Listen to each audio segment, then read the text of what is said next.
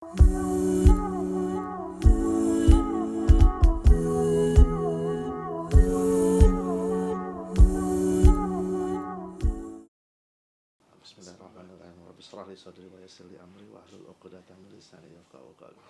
Assalamualaikum warahmatullahi wabarakatuh. Waalaikumsalam warahmatullahi wabarakatuh. Alhamdulillahirabbil alamin. Wassalatu wassalamu ala asrafil anbiya wal mursalin sallallahu alaihi wasallam. We thank Allah tonight we meet again. Tonight to be precise, is the start of a new series. What is the name of the series, brother? It says behind you the top Hadith Narrators. I call it the top Hadith Narrators. That's fine. You want to call it top 5, top 7, or top 6. Let's see. Yeah, so today, starting tonight, we will be talking about the top Hadith Narrators, the Hadith Narrators of Rasulullah Sallallahu Alaihi Wasallam. I didn't put so I will make an assumption so everyone knows what Hadith is. I will make an assumption so everyone knows a little bit of the science of Hadith. But probably in the next talk, I will put a little bit of the science of Hadith, because I think people would like to know a little bit about what is the science of Hadith in terms of how the Hadith is being collected, how Hadith being distributed, and so on. After so many years, I think hundreds and 200 years, and as finally collected by the greatest Imam, for example, Imam Bukhari, and so on, and so forth.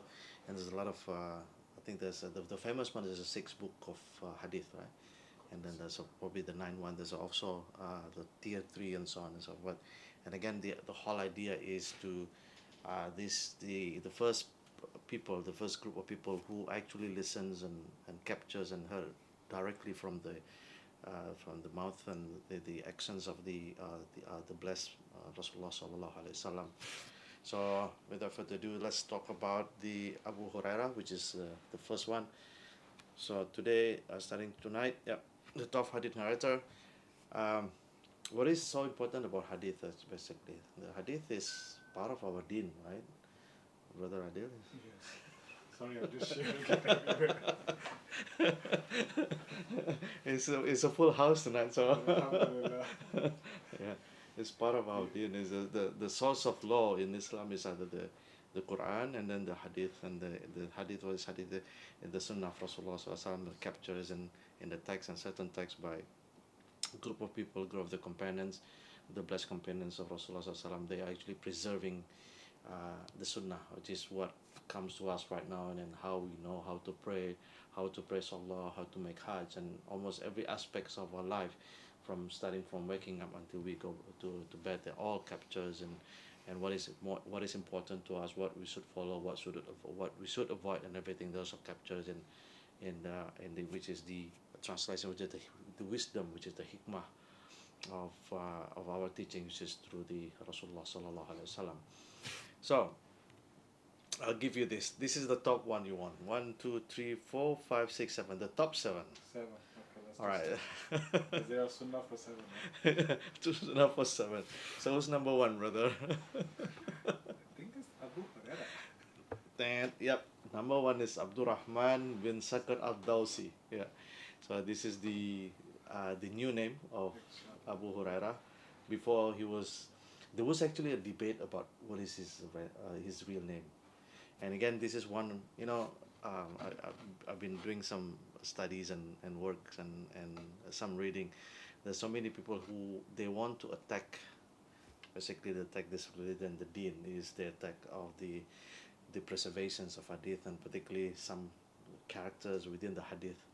And one of them is the attack how Abu Hurayrah, that his name was not clear, right? So one of the attack for that as well. Well, he was originally more. A lot of scholars believe his real name was Abu Abdusam, the slave of the sun. And then when he embraced Islam, he changed the name to become Abdurrahman Sakr al-Dawsi, from the tribe of Ad-Daws. Ad-Daws now is the southern part of the modern Saudi Arabia, which is just above Yemen, which is the Najran, where which is slightly different. Have you been to other part of Saudi Arabia, right? I know I've been watching this video about people watching, because they open it for tourism and stuff, right? So a lot of people come to certain part of Saudi Arabia. The southern part, they're actually not desert at all. It's almost like greens and everything. And apparently, the character that we talk about tonight, Abu Hurayrah, radiallahu anhu, came from that area, which is what Yemen now. It's Najran, the city of Najran, right? So with these lush and greens and waters and whatnot, right? So these are the top one, and by far he narrated about 5,374. Some people say it's close to 6,000, but I think the number is 5,300, and it's by far it's actually double from Sahih Bukhari. Sahih Bukhari, without the repetition, is about 2,000 something. So it's actually almost double of the whole Sahih Bukhari. This and then is really like above the number two, number three, right? So who's the number two, number three? You wanna guess, brother? Right. So I put Aisha somewhere. yes, okay. Number two, number three, they're all about similar, 2,000 something, right? Which is Abdullah bin Umar, radiallahu anhuma, and Anas bin Malik. Anas bin Malik stayed with the house of the Prophet Muhammad sallallahu alaihi wasallam for about 10 years. So he narrated a lot of hadith. Of course, he actually lived very long, until like 100 something years, almost close to 100. He lived a very long. And Abdullah bin Umar, who didn't know Abdullah bin Umar, right? And his father is a giant as well. So he's one of the scholars within the Sahaba. And then within the same group of 2,000, there's our mother Aisha bint Abu Bakr. So are we going to talk about her again? Probably we can, right? We can just to pick up some hadith, Yeah. some of important, Sure. because the issue with discussing Abu Hurairah, because he narrated every and any hadith, so there's no specific hadith, right? So for Abdullah bin Umar, for example, Aisha radhiallahu anha, some of the hadith is running something specific to, that you can only do it Wife and with a wife and husband. I don't know whether that's probably appropriate or so. Probably we can have a separate discussion on that anyway. Yeah. Islam. It's a complete religion, alhamdulillah. And then it's about 5,000 by far compared to the second and the third one, as you can see from here.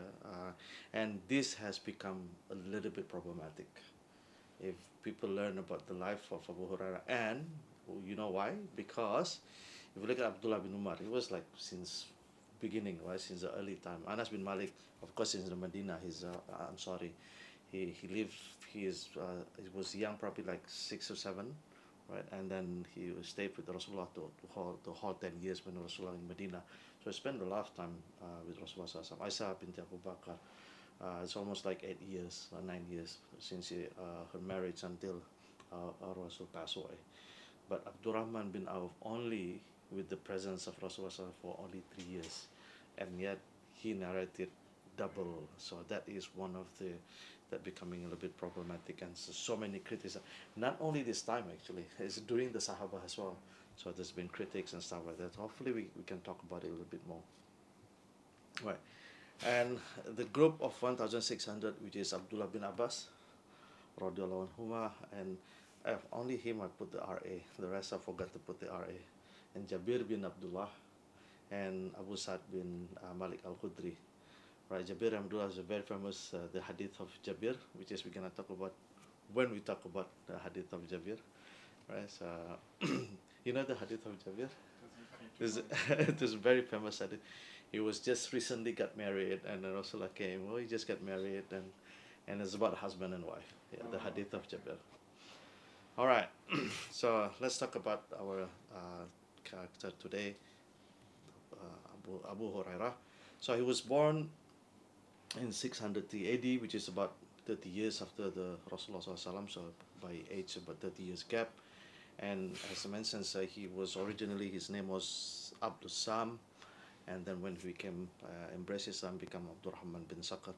And he is definitely is not from the Quraysh. He came from the tribe of Zahran, which is one of the tribe within the Banu Daus, which is down south, just above Yemen, where the Saudi Arabia, the modern Saudi Najran today.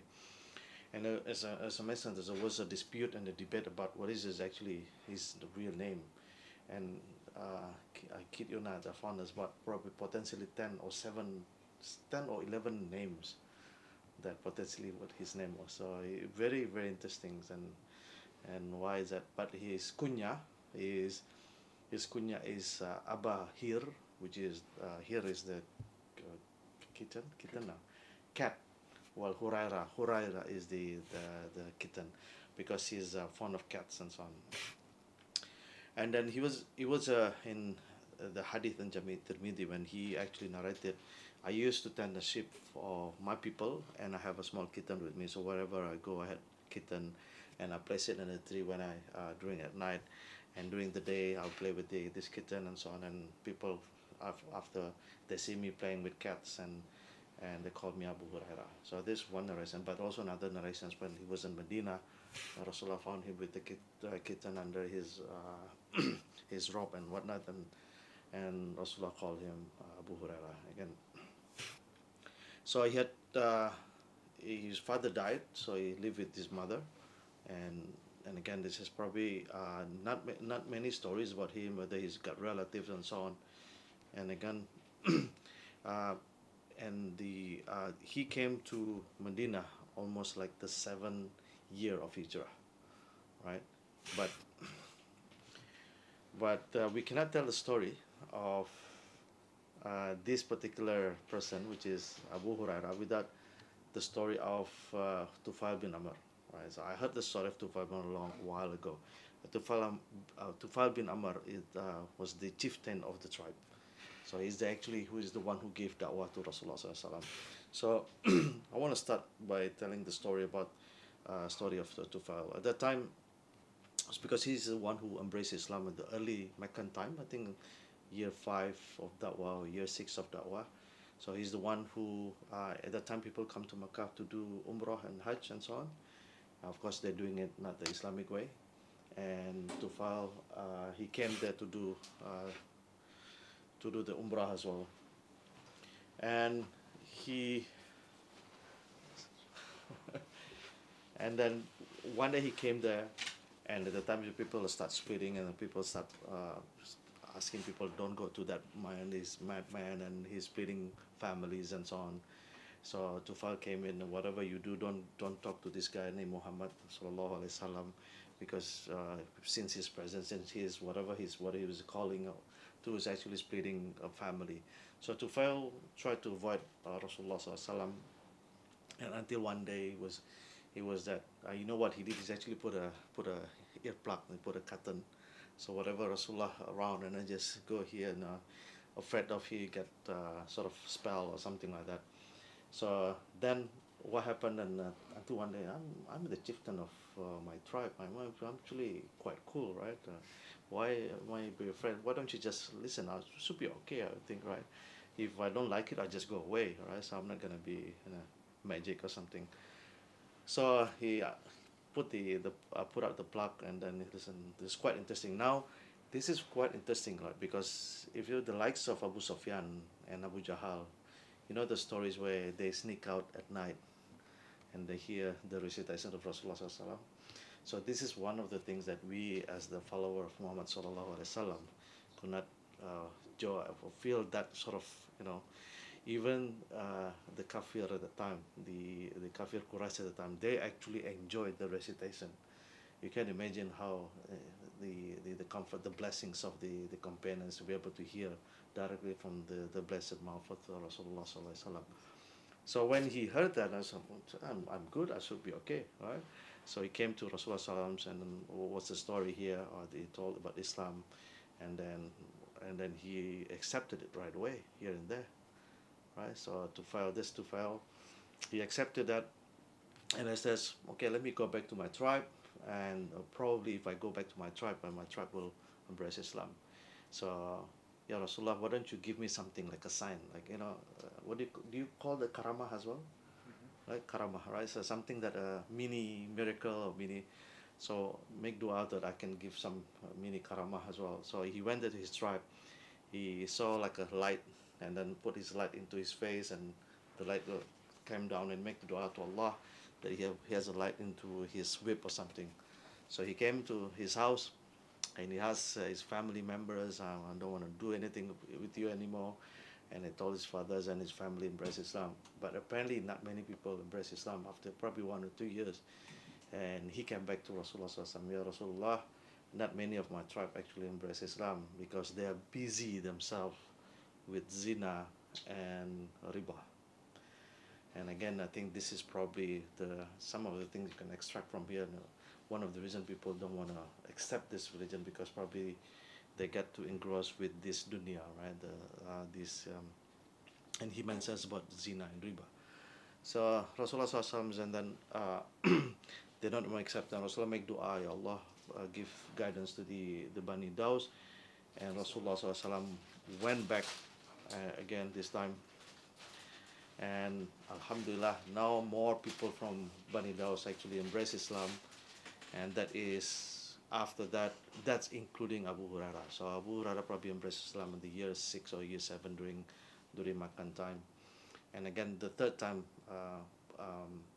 this the chieftain of Bani, the chieftain of Bani Daws came to Rasulullah SAW for the third time and asked, Ya Rasulullah SAW, I know you've been rejected by your own kaum, your own nations. Why don't you move to Najran, move to us, to the Daws? And then Rasulullah SAW did not agree to that, because of course Allah says something in store, which is going to be to Yathrib. Can you imagine if Medina was not what Medina now? But anyway, this is Allah has hikmah and blessings on that. So this is what. So yes, after years he embraced Islam, and then finally, and then he came to Rasulullah to invite Rasulullah, and then finally the tribe after migrated to Medina as well on the 7th Hijrah, so 7 years. So there's actually a big gap, right? 2 or 3 years before, almost 10 years, right? 10 years after he embraced Islam, then the whole tribe, not the whole tribe, most of the tribe members moved to Medina. All right, just want to have one of the stories within the hadith of this Tufail. This hadith is recorded in Sahih Muslim.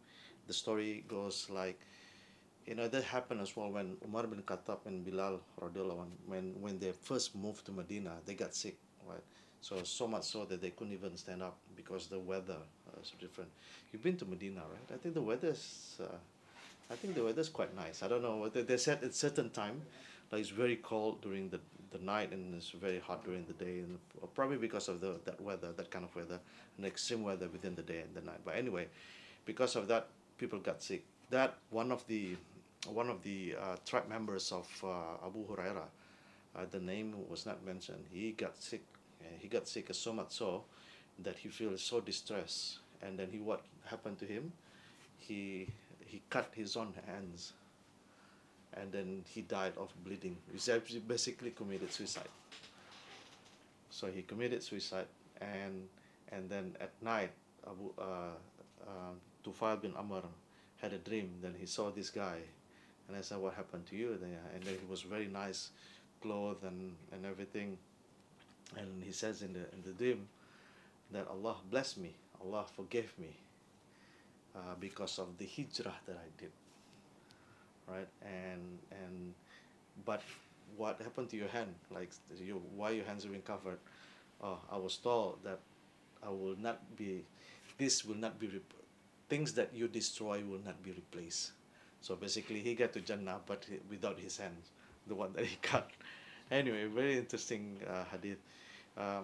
That's why sometimes it's very hard for us to think about what is actually hijrah here. Hijrah is not only you leaving things behind, but the thing is you actually leave everything. You leave your house, you leave your property, you leave your wealth and everything. So it's not like we going for a holiday and stay in a hotel and stuff like that. It's completely different. It is like really they just start from zero, right? And why they do it? For the sake of Allah. That's why one of the biggest blessing of the companions of Rasulullah SAW is actually doing this hijrah, and basically sacrifice everything, right? Your job, your wealth, and everything is start from zero. And this is where so much blessing that Allah forgive so that's why even in this hadith, Imam Nawawi actually put as a heading of the what is, I can't remember let me paraphrase that the biggest sin does not mean you kufur. So that means it's not you rejecting Islam, even though you commit suicide. And a very, very interesting hadith about that. So this is the blessings of the Bani Daus, that the only tribe that came to Rasulullah SAW and offered a full protection. Why don't you come, like, unconditional, right? You've been persecuted by your own tribe. Why don't you come to and get the protections from the Bani Daus and send Rasulullah, because Allah has other plan. And one of this is because of, if you can probably link that as well, that the Abu Hurayrah, which is the member of the tribe, become the protections of Sunnah. We're gonna talk about that later on. That he is entitled as the defender of the Sunnah Rasulullah Sallallahu Alaihi Wasallam. So about this hadith, just a quick lesson, that is a major sins is different than kufur. So even it is a major sins, right? They're committing suicide, like you, there is no, like you don't have hope anymore. But then again, it is not considered kufur. Then Allah might punish you or might forgive you. But again, and another one, it is depression, actually may lead to suicide, and it is quite common actually, especially the modern world and so on. All right, so that is the early life. So it's not much being captured in there, because there's not a lot of stories, because he just started visiting Rasulullah SAW on the 7th of Hijrah, and then he start narrated. And then when he moved to Medina, of course, at the time he's very poor. So and then they, at the back of the masjid of Rasulullah SAW, there's a group of people, and this group of people, they were there. They just want to listen. Just want to study. There's a group of people who learn about Islam, and they don't have anywhere to sit. They will have anywhere to live, so they actually stay there and live there. And then, because at the time, like, we're so blessed, right? The masjid of Rasulullah, there's no roof, right? So if there's rain, so that's why the story is about Rasulullah after wudu, the sujud, right? They have dust and so on, because it's not like what we have right now with the carpet, the aircon, and the roof above our head. At the time, there's no roof. It's just probably the 6 year, the 4 year, 5 year that people start having something like, even the roof is not permanent, because there's a group of people. Some narration told them they've been up to 70 people. Right? These people, this group of people, they really dedicate their life to be at the presence of Rasulullah SAW, so that they can learn Islam. And because of that, Rasulullah SAW asked them to put a roof, and this roof or shade is called sufa. That's why they call them the Ahlu Sufa, which is the people of the shade, right? People of the shade. Now, many people actually have believed that is the word Sufi come from this Sufa. This is actually complete opposite. Yeah. I found that, I don't know whether you heard that. Some people that the word Sufa and Sufi is something like, yeah, but Sufi is wool or something, which is different. It's the people of Sufa is different with the people of Sufi. Yeah. Right. They dedicate their life, and most of them, they're poor, and they don't have anything to do. They just stay in there, other than just learning from Rasulullah SAW, and they were referred to the guest of Islam, the guest of Rasulullah SAW, and Rasulullah has a special attention to them. And then Abu Hurayrah radhiyallahu anhu become almost like a de facto the leader of that group. Right? So there's a big group of them. Sometimes they up to 70 people, right? So they're just there, so they can, whenever Rasulullah wake up, they can go and learn and observe Rasulullah SAW. So the idea is really to maximize the learning for them being there with the presence of Rasulullah SAW.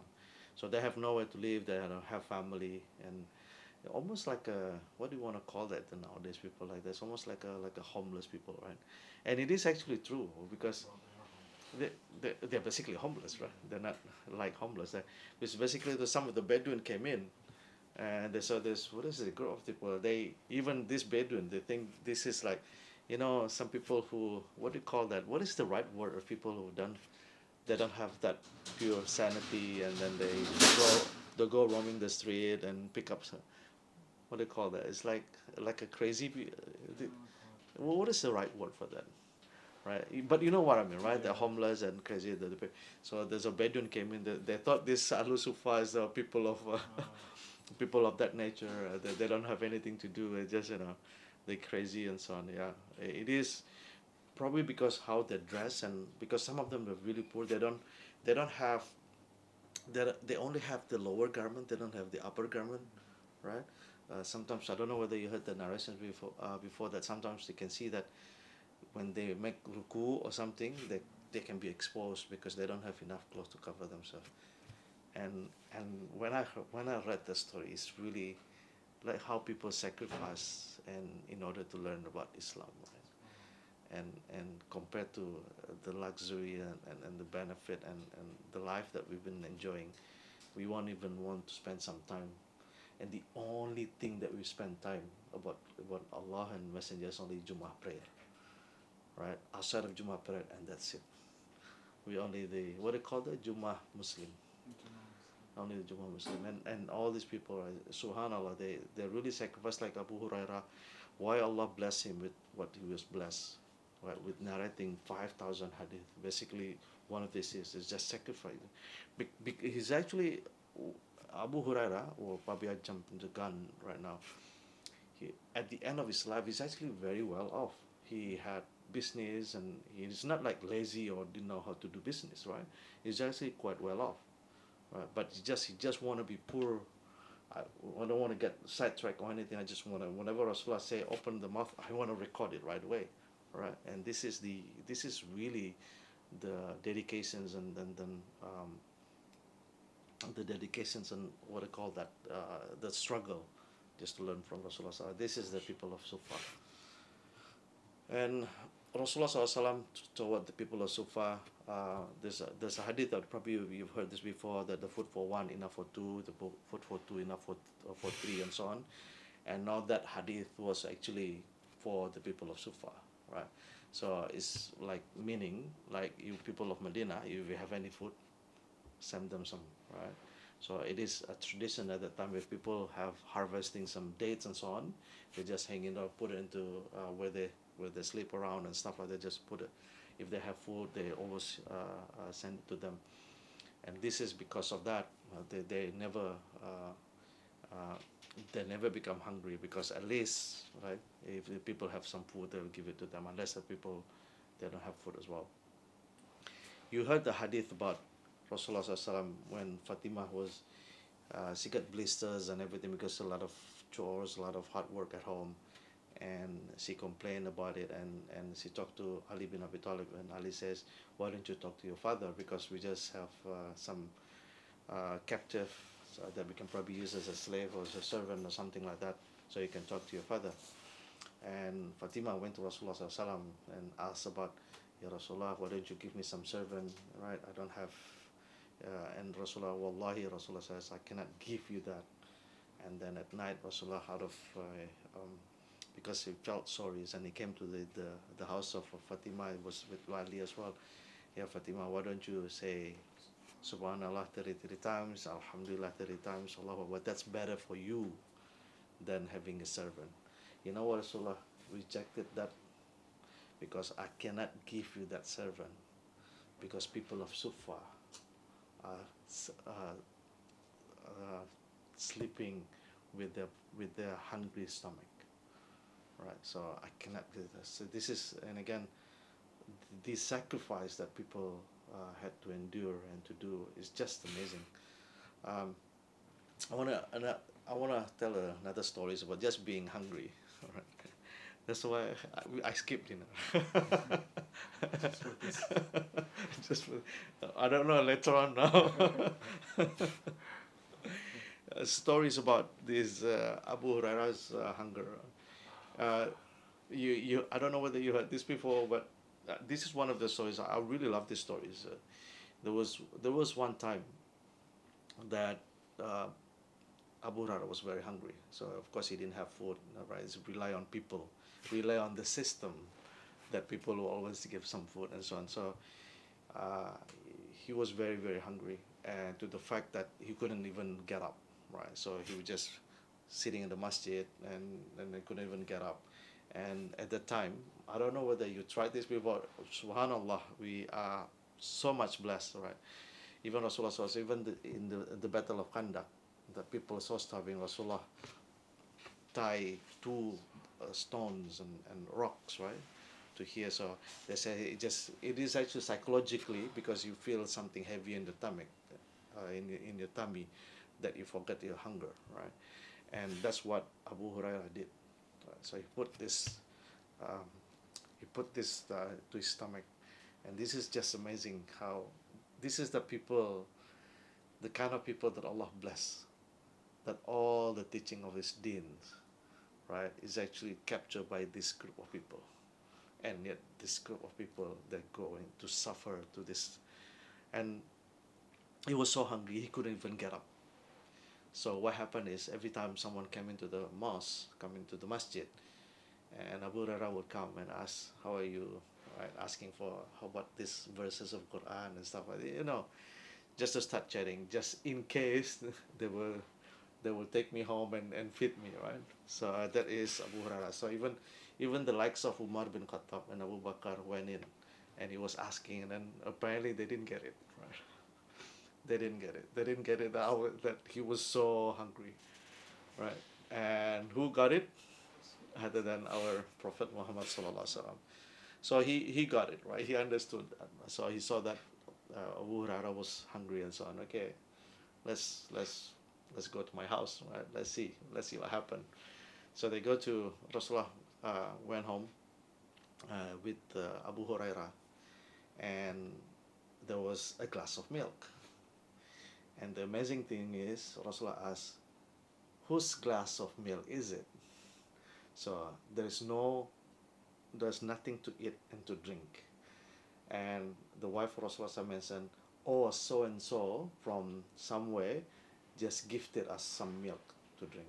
So he even had to ask, because he didn't have anything, right? So the milk, right? And who's happy? Abu Hurairah. So he's quite happy, like some milk. Oh, okay, right?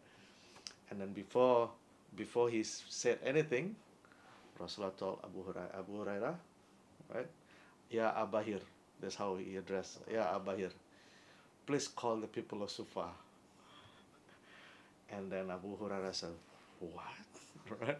He actually, in this hadith, he actually narrated, "I don't want to do that, right? I came here first come, first serve, right? Normally, I would, whatever Rasulullah asked me to do, I will do it, right? But here, I've been starving for hours or whatever, whatnot, right? I've been starving, and then now I have one glass of milk, right?" And he said, "What this one milk got to do with whatever 30, 40 people?" All right. So, and he said, "I don't want to do that, but I had no choice not to do it." And this is the faith, right? The faith is not about, it's not about doing something that you like. Sometimes it's doing something that is actually opposite what you like, right? And I think you get this, right? Abu Hurairah was starving, and then he'd been asking people to invite him to eat, to drink, and he didn't get it. And then this is just milk, right? And then one cup of it.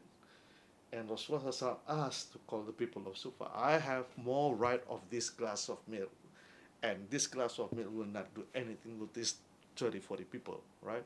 But I had to do it, because why? Rasulullah said it, right? Definitely we can relate to that. Not the hunger part. The hunger part, alhamdulillah, we can at least doing something that opposite of what we want. So he called up, right?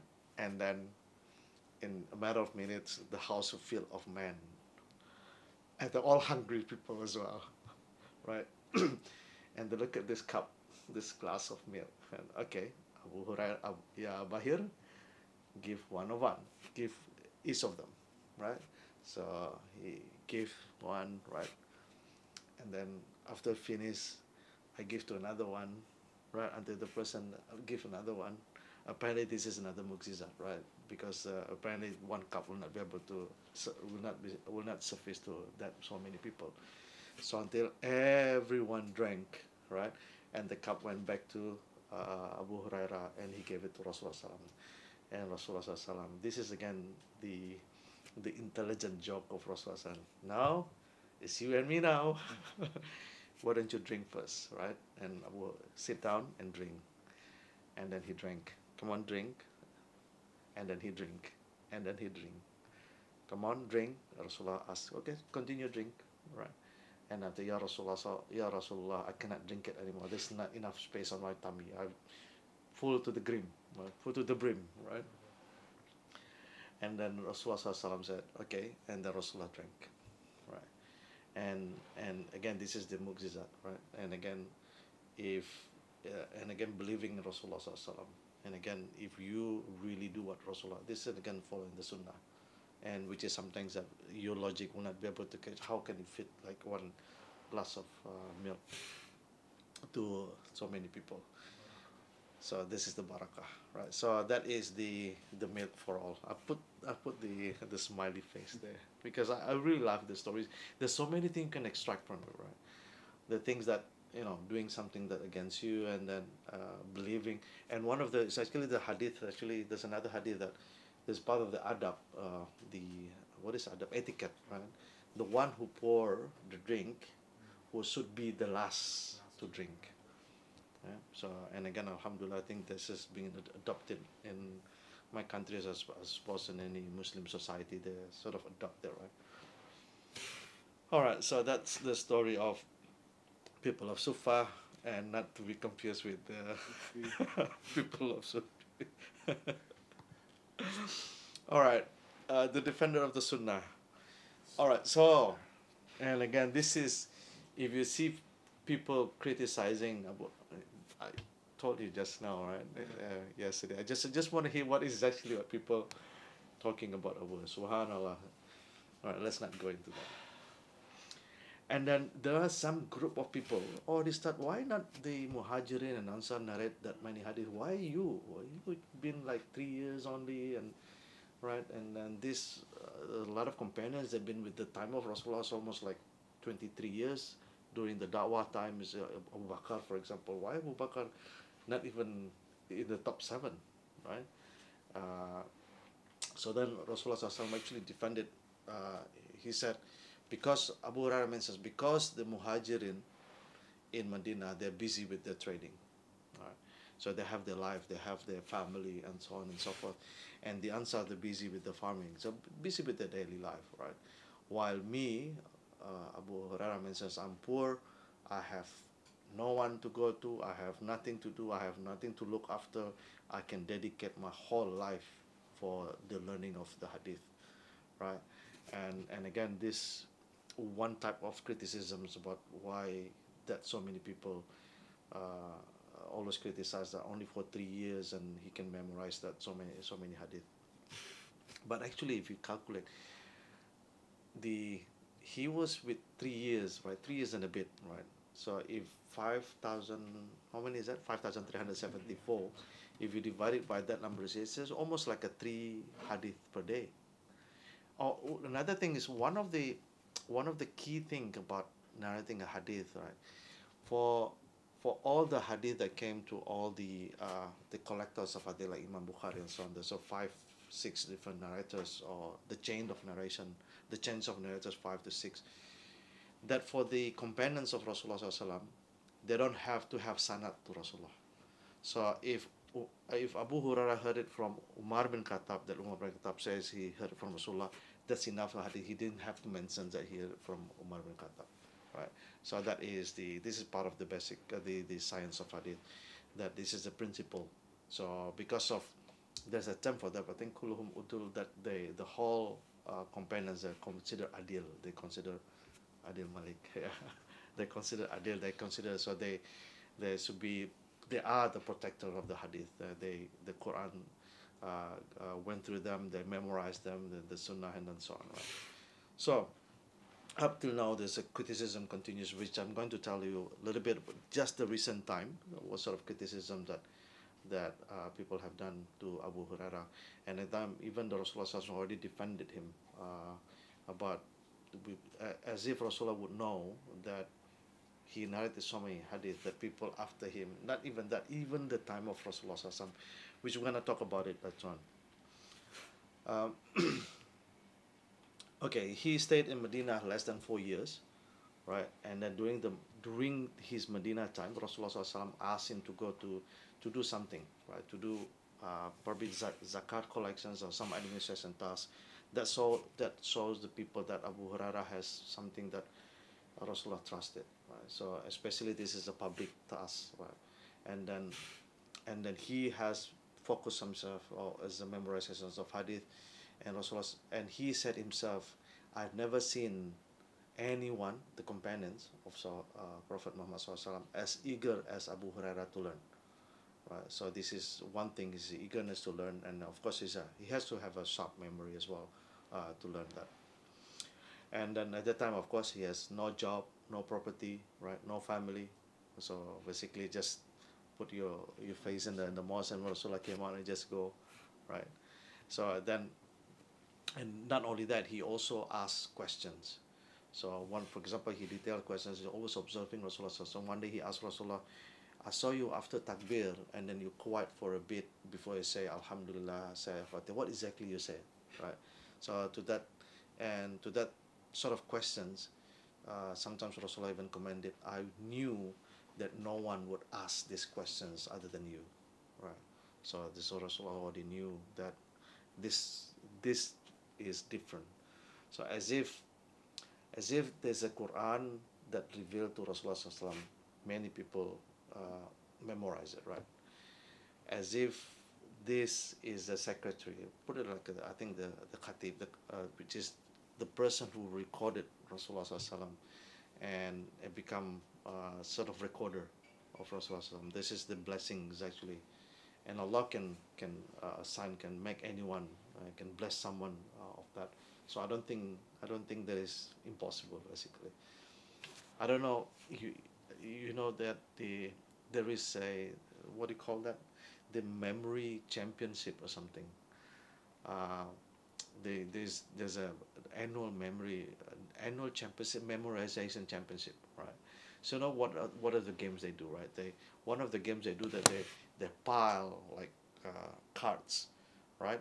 And then they close it just only for like 10 seconds, and they have to recite. They have to say every single cards, right? Or even numbers. They say numbers, right? 1, 5, 2, 6, like 400 digit, and people can actually, if you YouTube it, right, you see that people there's someone like when they in the competition they mention the numbers 400 digit, and everyone will just like that, and then try to. It is something that you can rehearse. It's something you can practice, especially if you're blessed with the good knowledge and so on. Anyway, this is my tangent. So yes, so Rasulullah SAW, I assume that no one would ask this question. One of the things that Rasulullah did to Abu Hurairah was to give him some sort of public task. One of them is doing the Hajj arrangement. You know, after the Treaty of Hudaybiyah, that the Muslims can do Hajj, right? And then when do the Hajj, it is the non-Hijrah. When they do this Hajj among with the mushrik, right? Some people probably naked as well, because some of them they do it without their clothes on. You know what they say? The reason, and I think it's the same reason why people doing this nudity and stuff like that. This is how God, made me, right? So why are we shy to God, right? And again, Allah also revealed in the Quran, and Allah send you with your clothes as well, right?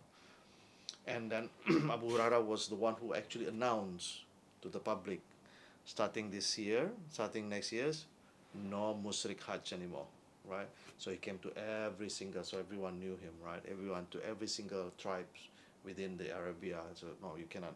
Starting this become the Muslim land, and so on and so forth, and no nakedness, right?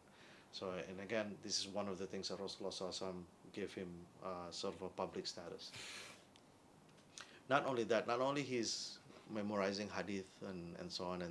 But he also, during the time of Rasulullah, during the last 3 years, when all the expedition, the Ghazawat, the campaigns, he always accompanied Rasulullah and he fought the battles as well. So just because people just writing at him that they cannot, yeah, he actually went in and fought battles as well. During After the demise of Rasulullah, during the Khalifa, what's his Khalifa at the time? I think Yazid. After Yazid, Muawiyah. There's Muawiyah bin Abu Sufyan, and then Yazid bin Muawiyah, and then another one which is Muawiyah bin Yazid, right? And then after that is actually Marwan bin Malik, which is actually the cousin of them. So then all the Umayyad dynasty is actually coming from Marwan bin Malik. So Marwan bin Malik at the time was the governor. So he called Abu Hurayrah. Now, because at that time, the halaqah of Abu Hurayrah was because he's in Medina, right? This is the house of Islam, or sorry, which is in the masjid of Rasulullah sallallahu. He made a halaqah, and the governor want to know, is actually, are you really that good that people, right? So he tested him. So he called him up and asked, I want to know about this hadith. And Abu Hurairah mentioned it, and he asked someone hiding and to write down what he said, right? And then why nearly after that, oh, I forgot what last year, so can you repeat that again? And then he repeated, and all the khatib, the people that behind write it down. Yes, exactly the same. So it is what it is. He has that reputation, and so on. So he has tested his memorizations of hadiths as well. All right, just a quick one, just to show some tensions during, for example, Abu Hurairah mentioned there was a blessing of janazah prayer, and Abdullah bin Umar said, no, there's no blessing. It's just, right? No, yes, it is. And then he got upset. And then he says, yeah, Abu Hurairah, you narrating too much hadith, right? I never heard that, right? So, and then what happened was Abu Hurairah was enraged, or he got upset. Why? That they're not. You need to think about this. They're not blaming that Abu Hurairah is lying, right? It's just that because you narrate too much, you miss here and there, right? They're not. Nauzubillah, they are the companions of the Prophet Muhammad sallallahu alaihi wasallam. They're protected, right? But because of you narrating hadith too much, and he was enraged, and he went to Aisha radiallahu anha and asked, Ya Ummah, did you hear Rasulullah mentions about there is a blessings of janazah prayer? Yes. See, I told you. Something like that. So, and then Abdullah bin Umar, yes, of course, he admitted that you spend, even though you spend the 3 years, but you spend the most quality, you spend more time, is actually right. Even 2 years, you're at home, sometimes you only meet once a week or twice a week, right? But he's actually meeting him every day from morning to afternoon or night. So yes, and bin Umar says, you are the one who's actually closer to Rasulullah than me. And Rasulullah mentions that Abu Hurairah was the container of knowledge. Even then, that is enough to say that how Abu Hurairah collecting hadiths and so on. I just quoted you a very interesting surah. Inna lazina yaktumu, those who conceal ma anzalna minal bayinati wal huda. Whoever conceal the guidance of from the humanity, ulaika yal'anuhum, Allah will condemn them. Allah will laknat them. So whoever conceal the truth, Allah will curse them. So because of this ayah, everything that I know from Rasulullah sallallahu alaihi wasallam, that's I teach the people. I think the same hadith, the same ayah as well that you say that we do da'wah as well because of this, because Allah actually cursed the people who knows huda, knows the guidance, bayinati wa huda, minal bayinati wal huda, bayina, the proof, and huda, and the guidance. If Allah already give you guidance and you conceal it, Allah will give you laknat. Not only that, wa yal'anuhumul la'inun, everything can do laknat, will laknat you, right? Curse. You use the word laknat as well, right? Yeah. Lakna, yeah, it's a curse. Curse, a condemn, right? All right, so this is probably the last bit. Oh, okay. There's a book probably in 1980s or something by the title of The Veil and the Male. Sorry, not this male. This should be male as in male and female as in Oh, yeah, so not this male. Sorry. that's like a post-mail. No. There's a book, The Veil and the Male Elite. Yeah. So this is the author by a Moroccan lady. She's a professor and something, and she's an Islamist feminist, right? And you know things, right? And then in her ideas about what is the true Muslim should be or true Muslimah should be, and because of some of the her idea, and because of this idea, she actually said doubt some of the hadith. Not only she stopped there, she actually attacked Abu Hurairah. Yeah, she actually have a section where he attacked Abu Hurairah and mentioned that Abu Hurairah is a woman hater, misogynist or something like that. You know the hadith of there's a lady who Allah put them into hellfire because she has a cat and the cat was starving, and then the cat was she didn't look after the cat, and the cat died because of her, and then she ended up in Jannah. And they said, look at this hadith. Why woman? This because, yeah, and again, this is really if you a Muslim, you have an idea, and your idea is not somewhat aligned to what Allah wants, right? You don't want to say Allah is wrong or Rasulullah. No, what they do, they attack the person who. This is because of Abu Hurairah. Rasulullah never mentioned that. He just made it up. Right. Nauzubillah. I don't reject Rasulullah. I just reject the preservation of hadith. I don't reject Rasulullah. I just reject this guy, whatever Abu Hurairah, whatever Imam Bukhari. Who I don't know who they are. Right. So, and again, this is the way of people rejecting. So we come to the last part. Spend most of time in Medina, except probably a few months that he was assigned to do something, but he spent primarily doing the teaching. So of course he got some other business as well, and then he's almost like a professor, right? He's sitting there in his halaqah, and he gave fatwa. He gave fatwa during all the Khalifa Rasidin. Here during the Abu Bakr, Umar bin Khattab, Uthman, and Ali bin Talib. He's the one who gave fatwa and who has the biggest halaqah and so on. Not many things people heard about his family.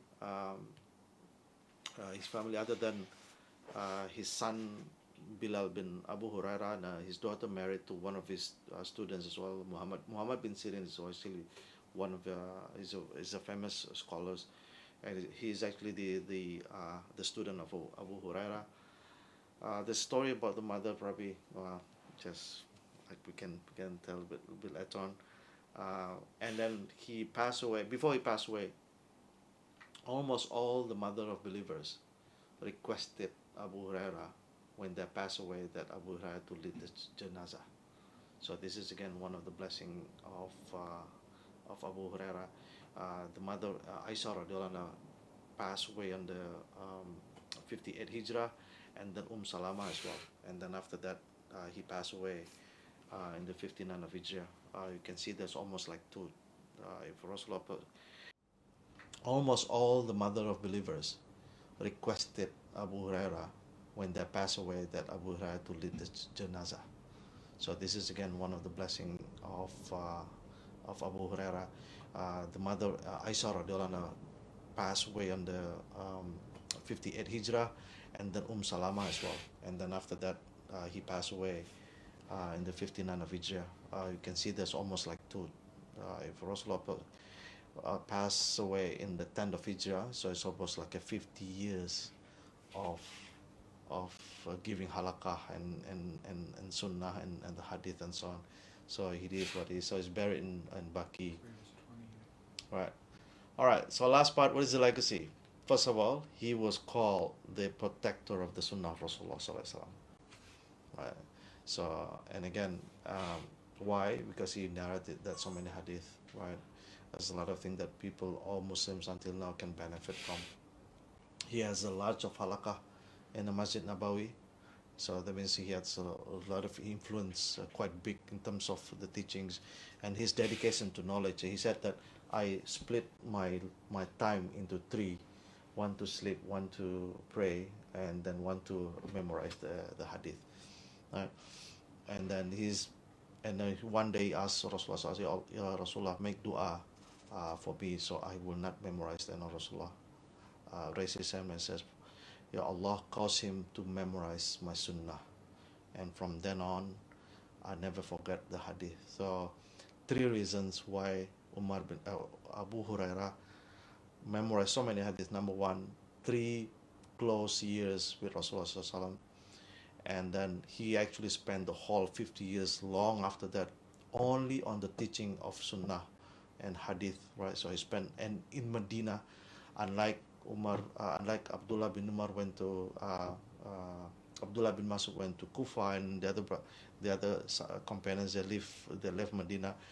Most of the time, Abu Hurairah stayed in Medina, and then narrating hadiths and so on. So if you attack him, as if the goal as you attacking the Sunnah of Rasulullah SAW. So and Masjid Nabawi become the institutions of education until now, and that is the blessing of he asked Rasulullah, Rasulullah, make dua so that people will love me, and Rasulullah make dua so that, not many average Muslim will not know all the 10 mubasara, asara mubasara, right? But almost all Muslim will always hear the name of Abu Hurairah. Right, all the hadith, like Imam Bukhari, for example, right? Every time we in a halaqah, you always mention Bukhari, right? You're not gonna skip Bukhari. The same thing with Abu Hurairah. So all hadiths we go to, but this is the blessing of the legacy of Abu Hurairah, radiallahu anh. So we can conclude this topic today of the defender of the Sunnah Rasulullah SAW, Abu Hurairah, radiallahu anh. Jazakumullah khair. There should be a question, a simple one. You have first? Okay. Jazakallah khair, bro. There was one event that I just want to double check if it's correct and if you can maybe narrate it. About another reason why Abu Hurairah radiallahu anhu was able to memorize what he could, which was the incident about the cloth. Rasulullah sallallahu alaihi wasallam. Oh yes, that's it. Yeah, the cloth. Yeah. Yeah. Yeah, that yes. Can Sorry. Yeah, bismillah. I vaguely remember, Yeah. but that's when he said. I think it's because he said I keep forgetting. Yeah, I keep forgetting. Yeah. He did it to Rasul sallallahu Yeah. alaihi wasallam that I keep forgetting. Yes. And then Rasulullah sallallahu alaihi wasallam said, "Give me your cloth." Yeah.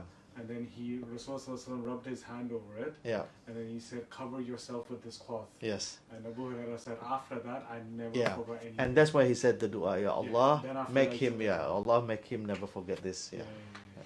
So I think that's again like one of the Yeah. mu'azah. Yeah, this is one of the mujizah. Yeah. The same thing with Abdullah bin Abbas, right?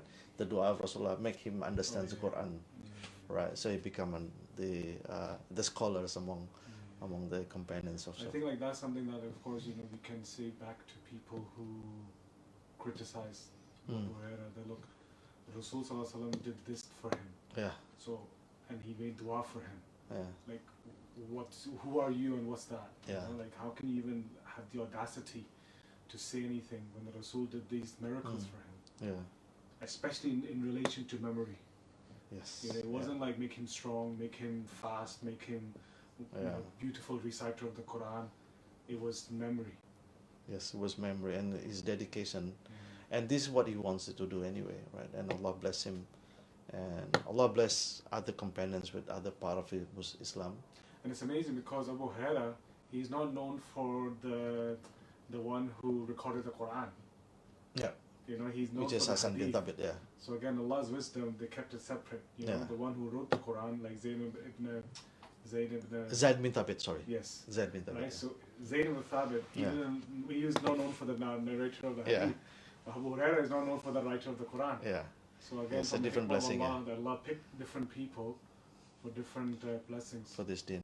Yeah, Alhamdulillah. Alhamdulillah. So there's still a chance for us to feel anything that Allah allows us to feel. Inshallah. Inshallah. Legacy. Yeah. Yes, bro. Yeah, how did Abu Hurayrah radiallahu anhu sustain himself though?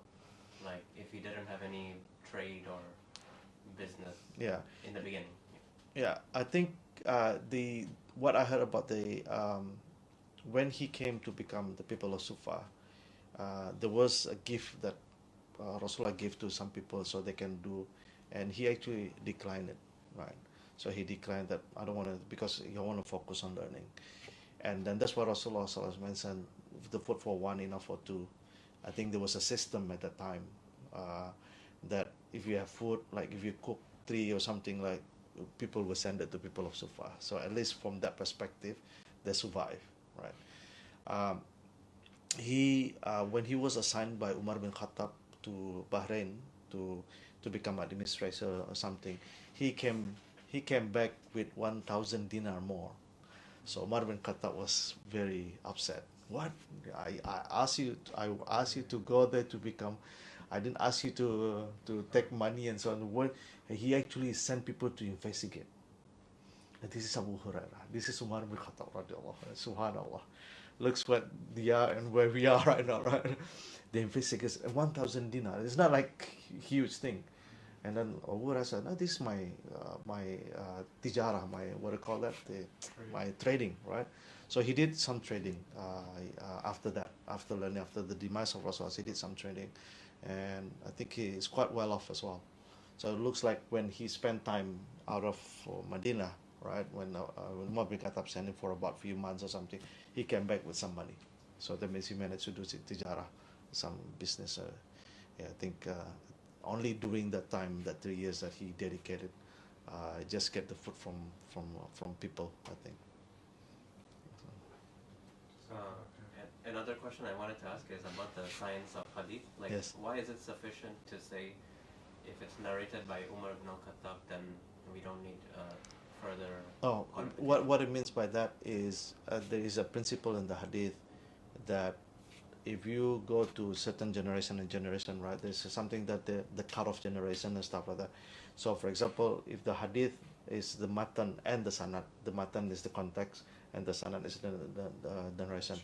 A listens from A, hears from B, B hears from C, C from D, D hears from Rasulullah sallallahu alaihi wasallam, right? So they have to have that link, right?